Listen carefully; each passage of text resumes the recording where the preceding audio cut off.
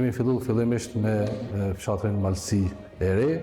pastaj me lagjen Bylbyl Dere dhe kemi përfunduar sonde me lagjen Ralin me qëllim që të marrim sa më shumë inpute, propozime dhe rekomandime për projektet që lagjet përkatëse kanë nevojë. Është një model i ri që po e ndjek komuna e Prizrenit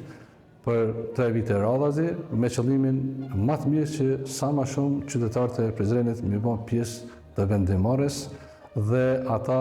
me propozu vetë për projektet dhe nevojat që kanë në lagjet e tyra. Besoj që është një prej modeleve më të mira që po e praktikojmë.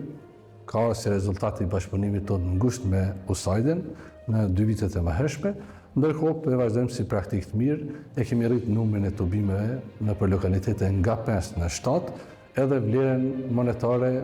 në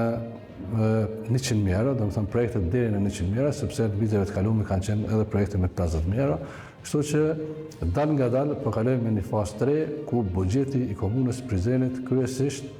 hartohet me propozimet që vijnë nga takimet me qytetarët. Ne kemi edhe fazën tjetër, ligjore që kemi, në kuadër të muajit gusht, ku i pyesim qytetarët, diskutojmë me ta për projektet, për nevojat, për telashet, për kërkesat që kanë ata, po kjo është e veçantë për faktin se projekti i cili propozohet nga banorët,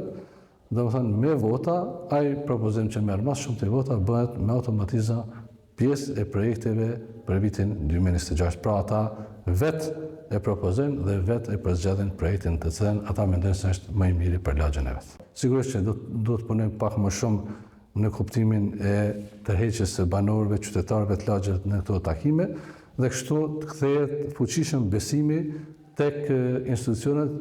përmes këtyre diskutimeve, përmes debatave, sepse në momentin kur propozimet e tyre po fillojnë të jetësohen, me automatizëm po kemi në ato lokalitete edhe rritje të numrit të banorëve të cilët po janë të interesuar për projekte.